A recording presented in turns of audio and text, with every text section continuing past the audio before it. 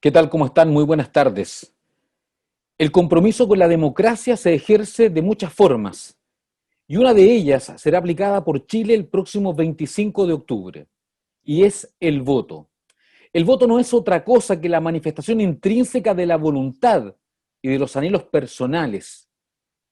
Es sin duda la herramienta que nos hace dueños de nuestro futuro. Por minúsculo que sea su voto, puede ser trascendental, no solo marcar una diferencia, sino generar un efecto en cadena que nos afecta a todos. El voto no solo es la manifestación personal, sino también colectiva y solidaria de cómo queremos construir un país de aquí en adelante. La historia de las votaciones en Chile parte un poquito después de 1810, cuando se crea la primera Junta Nacional de Gobierno y cuando se vota por la existencia del primer Congreso Nacional en aquellos años. También es, sin duda, el año 1952 una fecha importantísima porque la mujer por primera vez tiene en nuestro país el derecho a voto. Algo que parecía exclusivo para los hombres de discutir y compartir, se incorpora también a las mujeres en un rol fundamental. Sin embargo, estamos lejos de lo que ocurrió en una de las elecciones o plebiscitos más importantes de la historia nacional. Aquella historia de 1988, cuando Chile, con el 93% de los chilenos votando, es decir, más de 7 millones de compatriotas, lograron derrotar a la dictadura después de 17 años de abusos. Paulatinamente, el camino a las elecciones y el descontento con la política han ido generando una desazón que hoy hacen que cada vez menos seamos los chilenos que vamos a concurrir a votar. Por eso es tan relevante que en esta ocasión, cuando se juega el cambio de los destinos de Chile, usted vaya y ejerza su voto el próximo 25 de octubre. Lo que ocurrió el 18 de octubre del año pasado es sin duda histórico. Los grandes procesos de cambio de la historia de nuestro país vienen de la mano de estallidos sociales o de grandes revueltas. La Constitución del 25 obedece, por ejemplo, a una situación similar a la que hoy enfrenta Chile. Y esa fuerza popular, ese poder que la ciudadanía ha demostrado, debe obligatoriamente plasmarse y validarse a través de los procesos electorales. Chile cambió, y de eso no hay ninguna duda, y San Antonio no es la excepción. Y nosotros también debemos cambiar y entender que hoy día estamos ante un escenario diferente. Un escenario en que debe primar la transparencia, la verdad, mirarnos a los ojos y decir lo que realmente pensamos, sin el cálculo político, sin ver precisamente a la persona que se beneficia como un voto. Es por eso entonces que ante este escenario que hoy día enfrentamos y ante este nuevo programa que iniciamos a través de las pantallas de Canal 12 y Chilena FM, es sano que quienes estamos tras esta pantalla, en esta labor de comunicadores, seamos capaces de transparentar. Y yo lo voy a hacer partiendo este primer programa. Soy un convencido que Chile requiere un nuevo pacto entre todos, donde usted y yo seamos protagonistas, donde usted y yo nos veamos beneficiados. Chile requiere una nueva constitución y debe ser a través de un mecanismo como una asamblea constituyente o convención constituyente, que permita que mujeres, pueblos originarios, independientes y militantes de partidos políticos sean parte de la construcción de esta historia. Habiendo dicho esto, debo también generar, por cierto, el compromiso de que el programa que hoy día se inicia, más allá de mi pensamiento, será sin duda un espacio de reflexión, de información y por sobre todo, donde todas las voces tengan cabidas. Aquí lo importante no es lo que yo finalmente piense, sino lo relevante es que usted reciba la información necesaria para poder, con todas las herramientas, acudir a votar el próximo 25 de octubre. Señoras y señores, les damos la bienvenida al primer capítulo del Constituyente.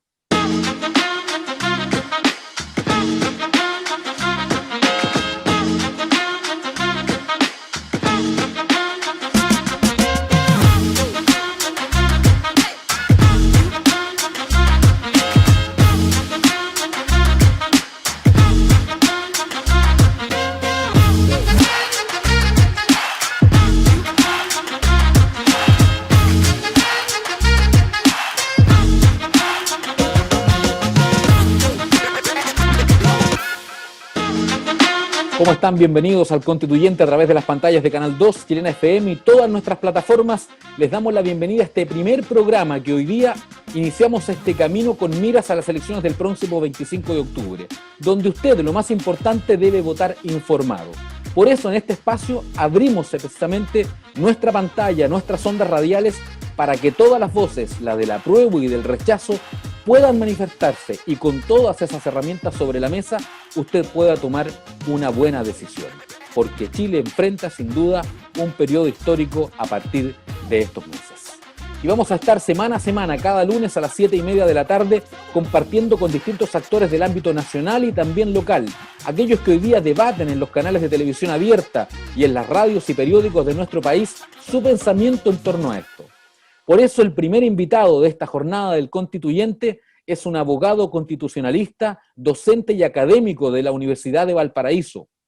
Es doctor en Derecho de la Universidad de Barcelona y magíster en Filosofía. Un hombre que desde el año 2010 lleva asesorando a las distintas comisiones del Congreso Nacional y que incluso usted recordará vivió un episodio bien particular cuando en la Comisión de Defensa del año 2018 le llamaron la atención por no usar corbata. Yo quisiera recomendarle a nuestra visita que en lo sucesivo venga con chaqueta como corresponde. Merece cierto respeto esta comisión, de tal manera que yo me siento molesto e incómodo de que venga así tan suelto cuerpo. Independientemente de lo que a usted le guste personalmente, pero aquí estamos en un poder del Estado y merecemos cierto respeto y dignidad. Así que yo le manifiesto también mi molestia por la forma en que usted se ha presentado a esta comisión. Yo soy abogado de la Pontificia Universidad Católica de Chile, soy doctor en Derecho de la Universidad de Barcelona, soy magíster en Derecho de la Universidad de Chile y soy magíster en Filosofía de la Universidad de Valparaíso. No sé si la corbata agrega algo a lo que tengo que decir. Él es el invitado y con él es la primera conversación aquí en el Constituyente a través de las pantallas de Canal 2, Chilena FM y todas nuestras plataformas. Bueno, ya lo vemos en pantalla dividida, está con nosotros el académico de la Universidad de Valparaíso, doctor en Derecho de la Universidad de Barcelona. Hablamos del profesor Jaime Baza, quien gentilmente es el primer invitado que da la partida al Constituyente aquí en las pantallas de Canal 2 y Chilena FM. Profesor Baza, gracias por estar con nosotros, gracias por recibir este contacto que nos va a permitir partir conversando en el fondo y reflexionando sobre este contexto histórico y importante que está viviendo Chile a partir de estos meses. Hola Manuel, bueno, muchas gracias por la invitación, muchas gracias por abrir este programa conmigo. Estamos viviendo un momento histórico súper interesante, súper apasionante y claro, mientras más conversemos entre nosotros, mejores condiciones vamos a poder tener para participar de este proceso constituyente, así que muchas gracias. Jaime, ubiquémonos en ese contexto. Lo primero, preguntarte, ocurrido lo del 18 de octubre, bueno, la historia de Chile está basada y los cambios profundos tienen relación mucho con estallidos sociales, con hechos de esta naturaleza. La Constitución del 25 no fue la excepción, por ejemplo, en el gobierno de Alessandri, parte también de una especie de estallido social, pero primera vez en la historia que vamos a tener la oportunidad los chilenos, y no es que no suene mal esto, no abogados encerrados en un lugar determinado, definiendo qué creen que es lo mejor para la ciudadanía. ¿Qué tan relevante es el momento y qué tanto tenemos que valorarlo?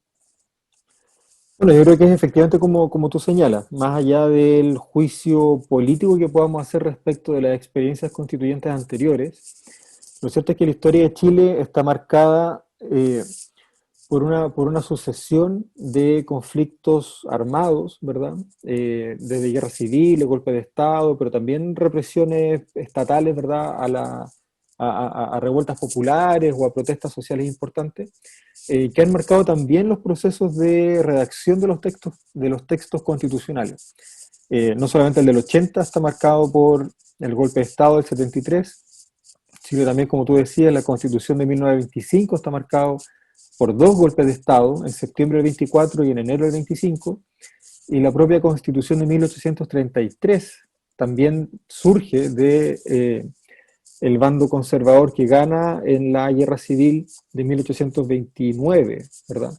Entonces, claro, estamos hablando de un proceso de 200 años, súper complejo, pero que de alguna manera desemboca en un presente que tiene sus complejidades, pero que tiene una configuración distinta, en el sentido de que hoy día hay una crisis social importante, estamos arrastrando el estallido social, ¿verdad? La revuelta popular que empieza en octubre, estamos en contexto de pandemia, pero estamos sin golpe de Estado, sin guerra civil, con un nivel de represión estatal a lo mejor importante, es verdad, pero igualmente con condiciones que hacen posible convocar a todo el pueblo, ¿verdad?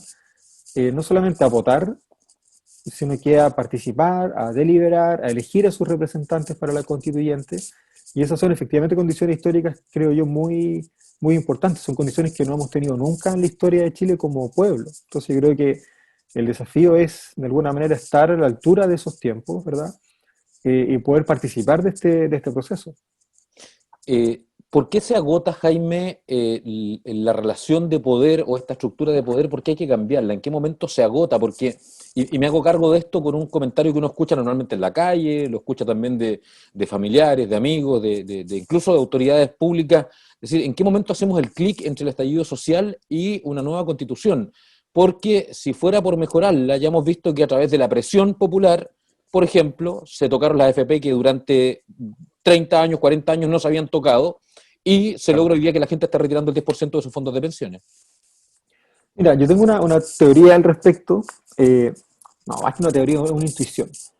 Eh, algo pasa en Chile que nos cuesta muchísimo consolidar los cambios que necesitamos.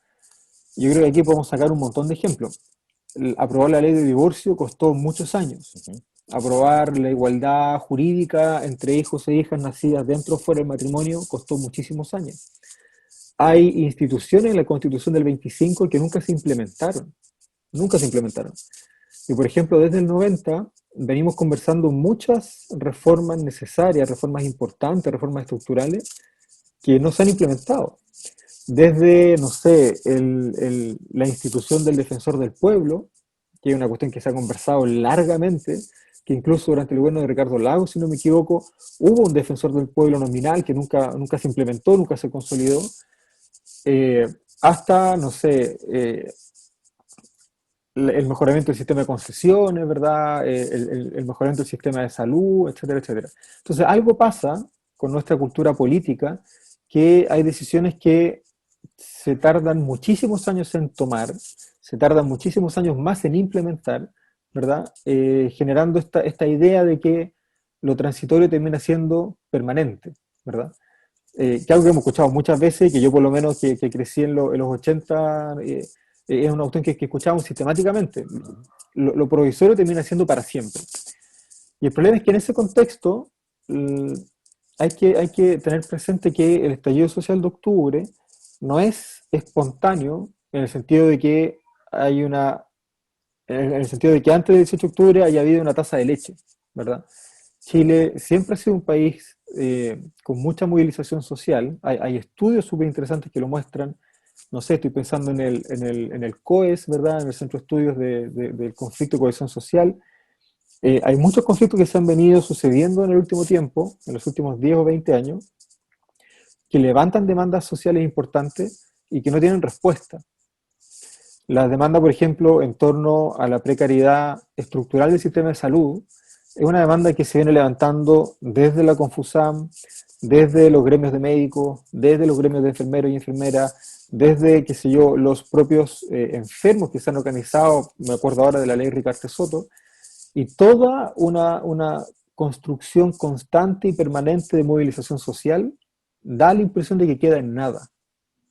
Entonces, claro, cuando pasa lo del alza del pasaje del metro en Santiago, inmediatamente se nos viene a la cabeza, no son 30 pesos, son 30 años, porque llevamos 30 años levantando demandas sociales razonables, legítimas, justas, muchas de ellas, que no han tenido respuesta.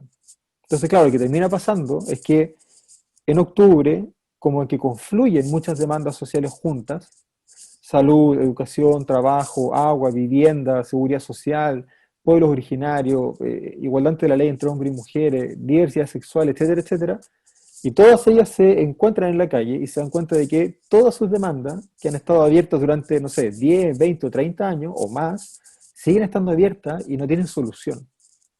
Entonces, claro, ahí es donde la gente dice, pucha, ahora nos toca a nosotros participar, ahora nos toca a nosotras participar.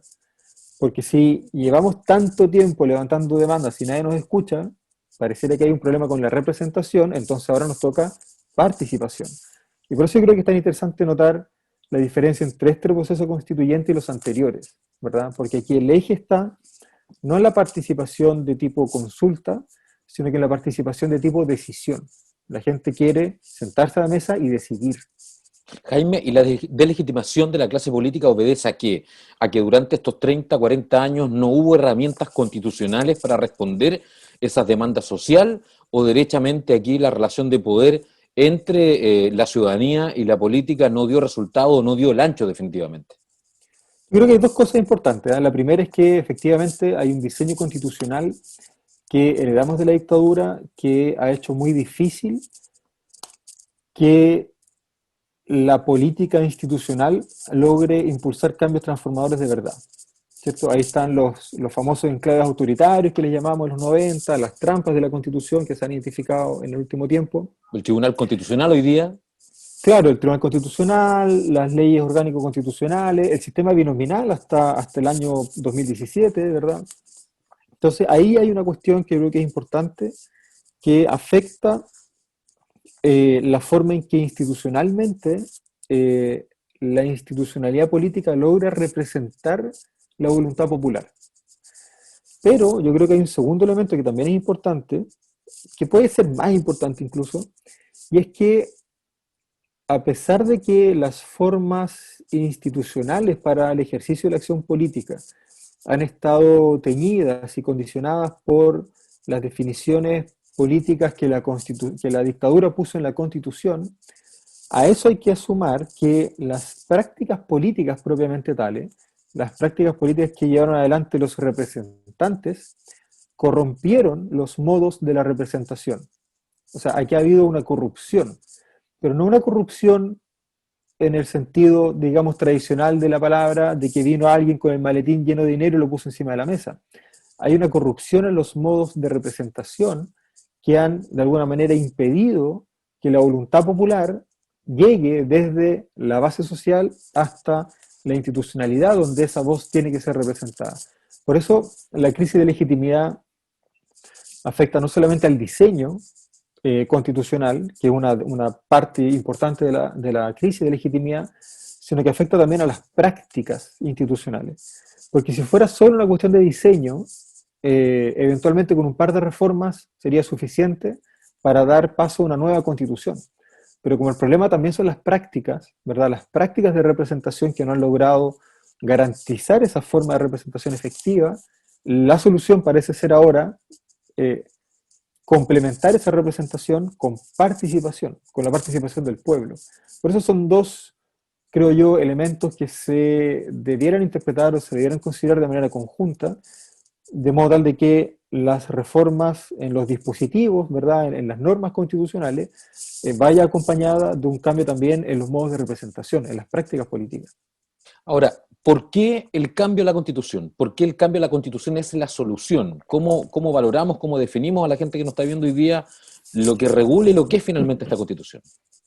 Ya, yo creo que aquí hay dos cuestiones importantes. La primera es que detrás de la Constitución política hay una cuestión simbólica súper importante, porque la Constitución es la máxima expresión de la autoorganización del pueblo, ¿verdad? De modo tal de que el pueblo se puede sentir reconocido en esa Constitución o no. Y ahí hay una cuestión como de simbolismo político, ¿verdad? De esa suerte como de lealtad o de compromiso que uno como integrante de una comunidad siente hacia la forma en la que esa comunidad se ha organizado. Y claro, cuando esa forma de organización ha sido impuesta, ¿verdad? Y además se ha deslegitimado con el paso de los años, el vínculo que uno termina teniendo con la sociedad se va debilitando. Pero por otro lado, hay elementos de la Constitución que impactan directamente en la vida cotidiana de las personas. Por ejemplo, el sistema de salud, ¿verdad?, es como es, porque la Constitución tiene una serie de opciones que impiden que el sistema de salud sea de una manera distinta. El sistema de seguridad social es como es, porque la Constitución tiene una serie de definiciones que impida que el sistema de seguridad social sea diferente.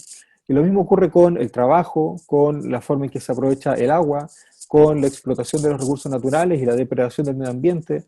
Lo mismo ocurre con el trabajo, con la educación.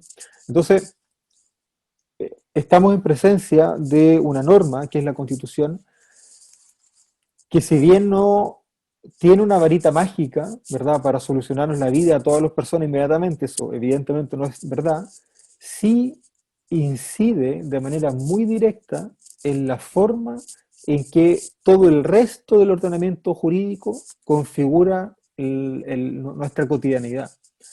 Nuestra cotidianidad está marcada por cuestiones que están en la Constitución. Nuestra cotidianidad está marcada por la salud, por la educación, por el trabajo, por la vivienda, por la seguridad social. Esa es nuestra cotidianidad, ese es nuestro día a día. Esos son nuestros problemas reales, ¿verdad? Y esos problemas reales, por ejemplo, el déficit estructural de la salud pública, no lo podemos enfrentar, no lo podemos cambiar con esta Constitución por las definiciones que tiene la Constitución. Por eso es tan importante entender que hay una dimensión de la Constitución que tiene sus efectos en el Congreso Nacional y en el aparato estatal, ¿verdad?, etcétera, sí. Pero también hay una dimensión de la Constitución que tiene un efecto en nuestra vida concreta, en nuestras familias, en nuestro día a día, ¿verdad? Y es ahí donde yo creo que necesitamos probablemente los cambios más importantes, y esos cambios, a mi juicio, solo los vamos a lograr conseguir, solo los vamos a lograr consolidar en la medida de que nosotras directamente nos podamos comprometer y podamos participar. Lo decías al principio de la conversación, Manuel, una de las principales características de los procesos constituyentes anteriores es que las personas que tomaban decisiones eran casi todos abogados, hombres, expertos en derecho constitucional, que tienen una determinada concepción de la vida, ¿cierto? Entienden la vida cotidiana de una determinada manera. La clave de este proceso constituyente está en que se abrió la puerta para que en el proceso, en la asamblea territorial, en los cabildos, pero también en la constituyente, puedan participar personas normales, personas comunes y corrientes, ¿verdad?, que logren complementar la discusión constitucional, la discusión constituyente, con la experiencia cotidiana que significa la precariedad en salud, la segregación social en educación, el hecho de tener pensiones por debajo de la línea de la pobreza, ¿verdad?, la zona de sacrificio, las zonas sin agua potable, sin agua para el riego, etcétera, etcétera. Esa yo creo, Manuel, que es la riqueza que tiene este proceso constituyente, porque abrió las puertas para que las formas normales de entender la vida cotidiana puedan tener una incidencia en el diseño constitucional. Te decía que hagámonos cargo de dos cosas que creo que son relevantes efectivamente en la conversación y que lo escucha uno normalmente en la comunidad. Una de ellas es qué tanto va a cambiar mi vida una nueva constitución. Es decir, al día siguiente de una nueva constitución va a mejorar la salud, va a mejorar la educación, vamos a tener un sistema de seguro social distinto. Y segundo, cuando tú dices esa representación de la ciudadanía en la asamblea constituyente, en la eventual asamblea de ganar el apruebo en el 25 de octubre próximo, va a estar también marcada por militantes de partidos políticos. Aquí va a haber una campaña política donde los partidos van a instalar, obviamente, a sus constituyentes. Entonces, en este proceso de legitimación que existe hoy día de las instituciones, ¿no nos vamos a encontrar con una asamblea constituyente con las mismas caras de siempre? Ya, son buenas las dos preguntas, vamos por partes.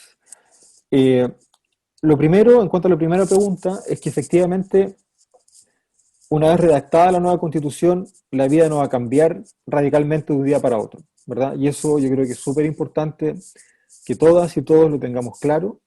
Los cambios políticos, los cambios sociales son lentos, no son como un rayo, ¿verdad?, que viene del cielo y cambia todo de golpe. Los cambios estructurales son lentos, ¿verdad? Pero como toda carrera, como todo camino, siempre hay un primer paso que hay que dar para poder dar todos los pasos siguientes.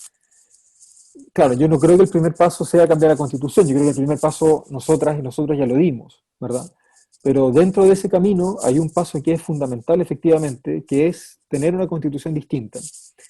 Porque si bien la Constitución no nos va a solucionar todos los problemas de la vida de un día para otro, es cierto, a mi juicio por lo menos, que muchos de esos problemas no se pueden cambiar efectivamente, suficientemente, sin cambiar primero la Constitución.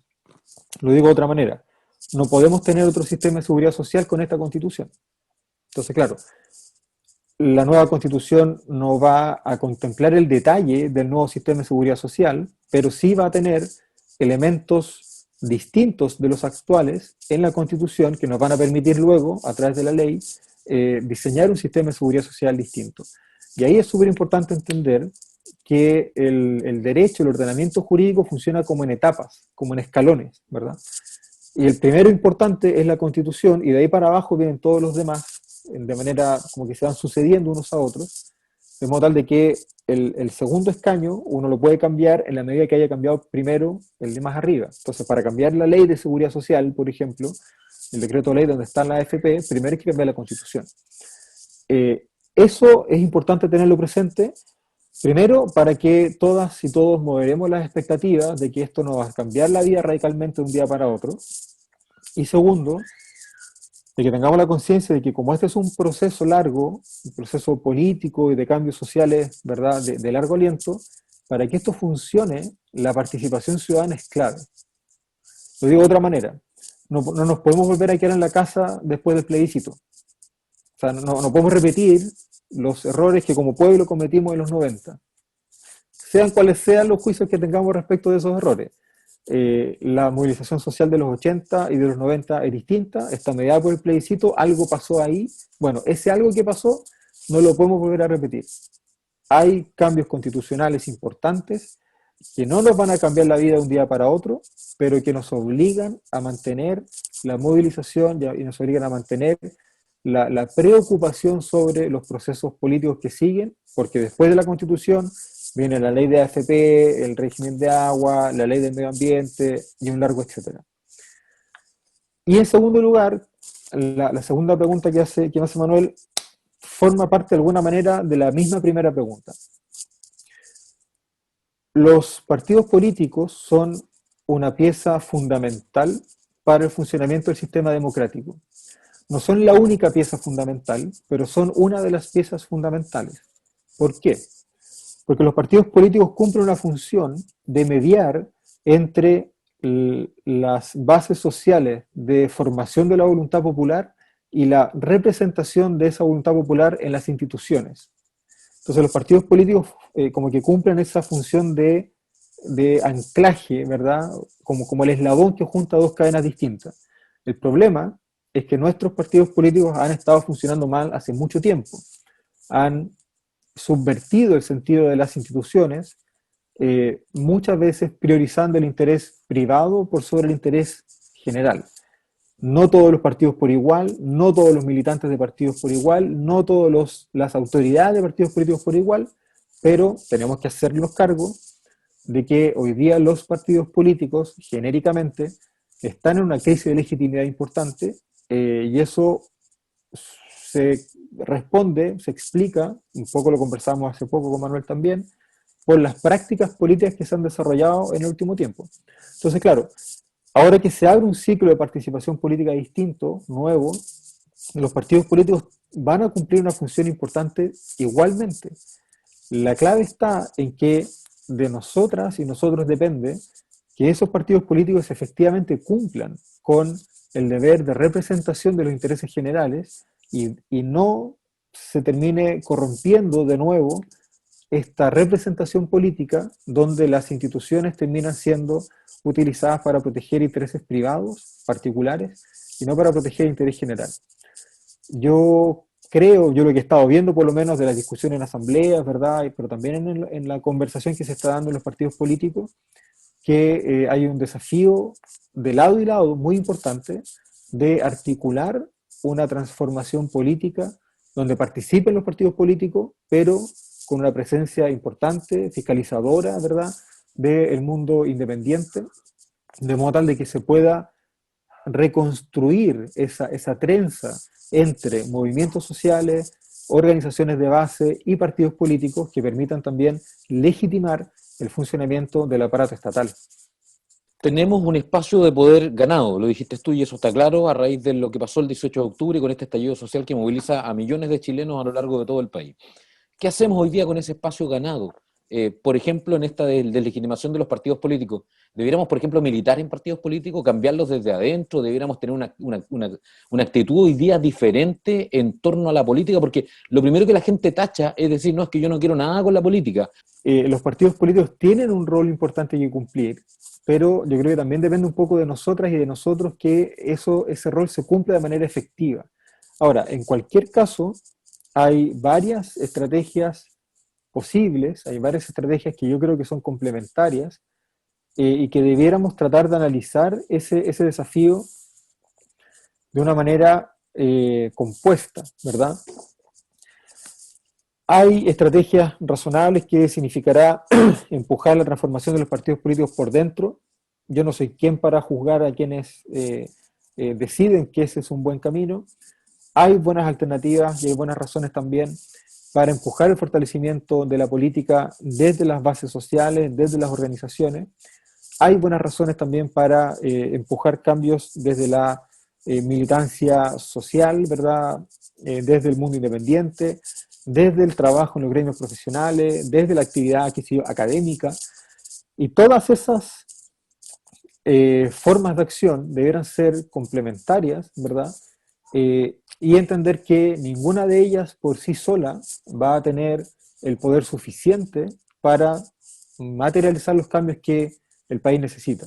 Entonces yo me atrevería a decir un poco, Manuel, que la actividad de movilización social en la calle es fundamental, que el trabajo dentro de los partidos políticos es fundamental, que el trabajo en las organizaciones sociales es fundamental, que el trabajo que podamos hacer desde la academia, por ejemplo, es fundamental. Pero son todos fundamentales, son todos igualmente importantes. Si caemos, creo yo, en el error de esencializar la crítica y decir todos los partidos políticos son malos, cerremos todo, cuando cerremos todo, nosotros vamos a quedar afuera. Entonces, lo interesante es entender que la política se construye a partir de distintos procesos sociales diferentes, ¿verdad? Distintos procesos sociales complementarios. Y la clave está en hacer el esfuerzo porque cada uno de esos actores haga lo que tiene que hacer en su espacio, lo haga bien, ¿verdad? Pero lo haga de manera además complementaria, que esos actores puedan efectivamente juntarse, pueda, como te decía, reconfigurarse esa trenza, ¿verdad?, que vincula los espacios sociales de generación de la voluntad popular con los espacios institucionales donde se toman decisiones generales. Ahí los movimientos sociales son clave, también los partidos políticos y también otros actores como los gremios o como la academia. No hay una sola respuesta correcta para esto. Yo creo que el desafío está en articular las distintas respuestas y tratar de juntar a todas esas personas que, siguiendo estrategias distintas, buscan finalmente un mismo objetivo. Me cuelgo de una frase tuya que dijiste en un programa a través de redes sociales hace un tiempo atrás. Dijiste, estamos en un trance histórico que vivimos y que nos obliga a construir acuerdos. Y lo saco a colación porque tú también has dicho, y lo has dicho públicamente, que la constitución actual es una constitución partidista que se hace para un grupo minoritario que controla hoy día a un grupo mayoritario de chilenos.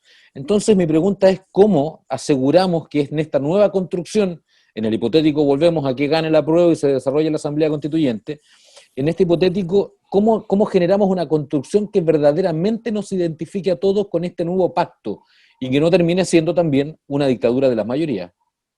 Sí. Mira, yo ahí tengo una suerte de esperanza, ¿verdad? Una suerte de ilusión que trato de mirar con optimismo, en el sentido de que el desafío que tenemos hoy día, que es un desafío muy importante, probablemente el más importante que han asumido las últimas generaciones, ¿verdad?, en la historia del país, nos permite, creo yo, contar con ciertas condiciones para tener una constitución compartida. O sea, para poder construir de manera colaborativa, democráticamente, un marco de convivencia común, no un piso mínimo. Porque hoy día, hay que decirlo, hoy día tenemos un piso mínimo. El problema es que el piso está tan abajo que no alcanza a ser un piso compartido. De modo tal de que, por ejemplo, la escuela no es un espacio de cohesión social, la escuela es un espacio de segregación social. Entonces el desafío está en pensar la convivencia democrática con el objetivo de construir un piso común, un piso común, compartido. Y ese objetivo requiere, en primer lugar, ser consciente de los, entre comillas, errores o de los defectos que tiene la Constitución del 80 para no repetirlos. Y yo creo que de todos los errores que tiene varios, bueno, que no son errores, pero de todas las pistas que tiene, yo creo que la más importante es entender que la Constitución del 80 es una constitución militante. O sea, es una constitución que se para desde un sector social determinado, desde un sector político determinado, que mira el mundo desde ahí y que impone su visión del mundo en la Constitución. Entonces lo que terminamos teniendo hoy día es una Constitución que establece un Estado neoliberal, de carácter subsidiario, con derechos sociales mercantilizados, con el agua privada, con el medio ambiente a disposición de las grandes empresas, con una minería extractivista, sin reconocimiento de los pueblos originarios, sin garantía efectiva de igualdad ante la ley entre hombres y mujeres, etc. Porque es una mirada del mundo parcial. Es una mirada del mundo que se construye desde un sector político muy particular. Y esa constitución es el reflejo de sus opciones políticas. Es una constitución militante.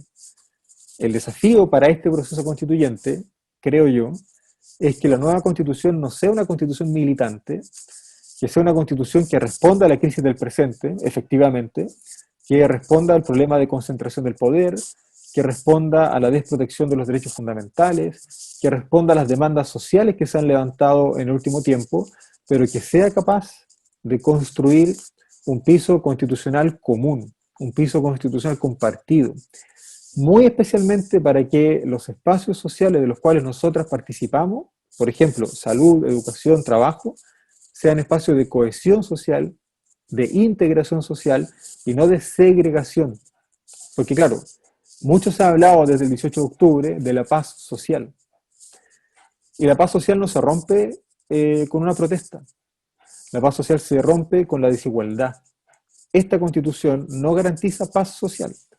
Y la única forma de que podamos construir un orden que sí garantice paz social es tener un piso constitucional, político, común, ¿verdad? Que sea un piso compartido, en el cual los distintos sectores de la sociedad puedan confluir, encontrarse, conocerse, respetarse, ¿verdad? Y construir desde ahí efectivamente un país distinto. Jaime, nos enfilamos al final de esta conversación y quiero aterrizarlo. Tú eres de la región de Valparaíso, por tanto compartimos un territorio en común. Quiero aterrizarlo en la realidad de San Antonio y sobre la discusión de la nueva Constitución. Aquí ha existido desde hace años también una preocupación permanente por el medio ambiente, nos catalogamos de cierta manera como una zona de sacrificio. Hoy día tenemos el anuncio del puerto a gran escala, que va a significar hoy día también un complejo panorama desde el punto de vista de convivir hoy día con la industria y la ciudad en un mismo marco. La gente critica que el puerto, por ejemplo, que hoy día es el tercer ingreso más importante a las arcas fiscales, parte de ese dinero no regresa a la ciudad y pagamos los costos los ciudadanos de las calles. O sea, ¿una nueva constitución puede llegar a regular, por ejemplo, relaciones de esta envergadura? Mira, en parte sí y en parte no. Un poco lo que te decía al principio, o sea, en alguna pregunta, en la Constitución no va a estar el detalle del régimen portuario, por ejemplo, ¿ya? Pero en la Constitución sí pueden haber principios, definiciones políticas que nos permitan entender o que nos permitan configurar la relación entre las comunidades que habitan un determinado territorio y las actividades económicas que se desarrollan en esos territorios.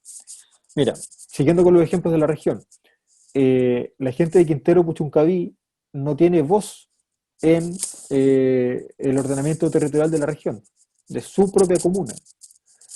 Si esa gente, si esos pobladores hubiesen tenido la posibilidad de decidir respecto del tipo de industria que se instalarían en ese territorio, probablemente hoy día no tendríamos una zona de sacrificio. Probablemente. Sigamos con los puertos. Yo creo que en San Antonio y en Valparaíso ocurre lo mismo, que son dos, yo creo que son dos fenómenos importantes cuya solución sí se puede anclar a la Constitución. Primero, los puertos, que son puertos que están muy cercanos entre sí, son obligados a competir. Eso no tiene sentido. No tiene sentido. Los puertos son del Estado, los dos. Entonces, ¿cómo no va a ser posible pensar un sistema de gestión portuaria complementario entre dos puertos que están tan cerca, integrados efectivamente? Puertos que están muy cerca, que tienen estructuras geográficas, territoriales y culturales distintas, ¿cierto? La conectividad entre San Antonio y Santiago no es la misma que hay entre Valparaíso y Santiago, por ejemplo, pero tampoco es la misma respecto de la que hay entre Valparaíso y los Andes, o entre San Antonio y los Andes. Son conexiones distintas, son formas de conectividad distintas, y sin embargo lo que hacemos es, ponemos a los dos puertos como si fueran iguales, como si fueran distintos al mismo tiempo, puertos separados pero iguales, los tratamos igual, los obligamos a competir por los mismos clientes, que es absurdo, los obligamos a competir por los mismos productos, y son pueblos que por el mar estarán a ¿cuánto? ¿50 kilómetros de distancia? Suerte. Que es nada, o sea, es nada. Entonces, eso es lo primero, o sea, cómo pensamos un sistema nacional de gestión portuaria desde el Estado, porque los puertos son bienes públicos, que sea complementario, o sea, que podamos pensar cómo se integra Mejillones, ¿verdad? San Antonio, Valparaíso, Talcahuano, y tener un sistema de gestión portuaria nacional, ¿verdad? Nacional. Y el segundo punto que yo creo que es clave y que se conecta con el anterior, es que no tiene ningún sentido, y esto hasta donde yo sé solo ocurre en Chile, que las actividades económicas tan importantes como el puerto o como la minería, etcétera, no tributen en las ciudades. Es que no tiene sentido. El único, tú lo decías, casi no llegan recursos de vuelta. Yo diría, no llegan recursos de vuelta. El puerto de San Antonio no tributa ni un solo peso en la ciudad. El puerto de Valparaíso no tributa ni un solo peso en la ciudad. Todo se va a las arcas generales del Estado y algo por ahí llega de vuelta en la forma de la ley de presupuesto, algo por ahí llega de vuelta en la forma de los fondos nacionales de desarrollo regional, ¿verdad? Pero la verdad, lo cierto es que el puerto de Valparaíso no tributa, no genera ingresos para la ciudad que aloja el puerto. Y sin embargo, la ciudad que aloja el puerto se lleva todos los costos. El único ingreso directo que recibe son los trabajadores. Es el empleo que genera esa actividad portuaria. Pero si vamos a tener ciudades puerto, Valparaíso tiene una clara identificación en tanto ciudad portuaria, San Antonio tiene una clara identificación en tanto ciudad portuaria, lo razonable es que la actividad portuaria esté integrada a la ciudad y no se dé de espaldas a la ciudad. Y esa integración es cultural, es política, es, no sé, social, es turística, pero es principalmente económica. No tiene sentido que los principales puertos del país que están más encima en la región estén alojados en ciudades postergadas, que administran pobreza, que administran miseria, acá en Valparaíso corruptas durante muchísimos años de administración de la democracia cristiana y de la UDI. Entonces, algo tenemos que hacer ahí para recuperar los puertos, no solamente para el país, sino especialmente recuperar los puertos para las comunidades que los alojan. El puerto de Valparaíso es de la ciudad de Valparaíso, el puerto de San Antonio es de la ciudad de San Antonio. Ahí tiene que haber una forma de integración económica distinta y complementaria, ¿verdad? No tiene sentido que ambos terminales portuarios sean vistos como si fueran empresas privadas que compiten entre sí. Yo este año tengo 3 cruceros, yo tengo 5. ¿A quién le importa eso? Solamente le importa al dueño de la concesionaria. Entonces, yo creo que por ahí va, yo creo que por ahí va. Tener sistemas diferentes, primero integrado, ¿verdad? Ambos puertos como si fueran un solo sistema, y luego, integrando sobre todo el beneficio económico que genera esa actividad portuaria al desarrollo económico y social de la ciudad.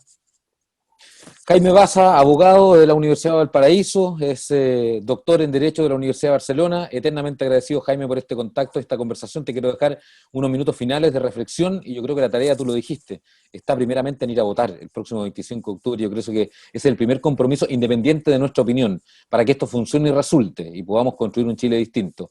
Y una reflexión final, los minutos para ti al cierre de esta conversación, Jaime. Sí, Manuel, primero muchas gracias por la invitación. Yo creo que es muy importante que fortalezcamos y abramos estos espacios de discusión, no solamente de cara al plebiscito de octubre, sino que de cara al desafío permanente que tenemos como sociedad de estar organizados políticamente. Yo creo que la participación política y electoral es fundamental. Nuestro deber, mira, lo que está pasando en este país tiene una envergadura histórica que probablemente nos cuesta mucho equilatar hoy día. pero los tiempos que estamos viviendo son históricos, y los tiempos que corren nos demandan responsabilidad. Y nuestra primera responsabilidad es participar. Informémonos, discutamos, conversemos. Si hay asambleas, vayamos a la asamblea. Si alguien está, preocupémonos de conversar estas cosas en la familia, y ciertamente votemos. Votemos como cualquiera. Tenemos derecho a votar libremente, pero es súper importante que ejerzamos también ese deber con responsabilidad y podamos participar de los procesos de cambio que están ocurriendo en el país. Así que nada, Manuel, muchas gracias por la invitación. Profesor Baza, un abrazo grande, y así como abrimos los fuegos de esta temporada del Constituyente con usted, esperamos también cerrar la temporada previo al proceso electoral, así que lo dejamos comprometido desde ya. Ahí estaré, de todas maneras, muchas gracias. Un abrazo grande, gracias. Un abrazo, gracias. La conversación extensa con el profesor Jaime Baza, académico de la Universidad de Valparaíso, doctor en Derecho de la Universidad de Barcelona y además magíster en Filosofía, quien ha sido y nos ha dado su impresión en este primer capítulo, donde esperamos que cada lunes usted pueda recibir, obviamente, de todas las voces, de todos los actores, distintas herramientas para que su voto sea informado. Gracias por haber estado esta jornada de lunes junto a nosotros en este primer capítulo del Constituyente. Podrá revisar a través de las plataformas de Canal 2 este programa si es que no alcanzó a verlo por completo, y a través de Chilena FM. Gracias por estar ahí, un abrazo virtual para todos ustedes. Nos juntamos el próximo lunes, si Dios quiere. Hasta entonces.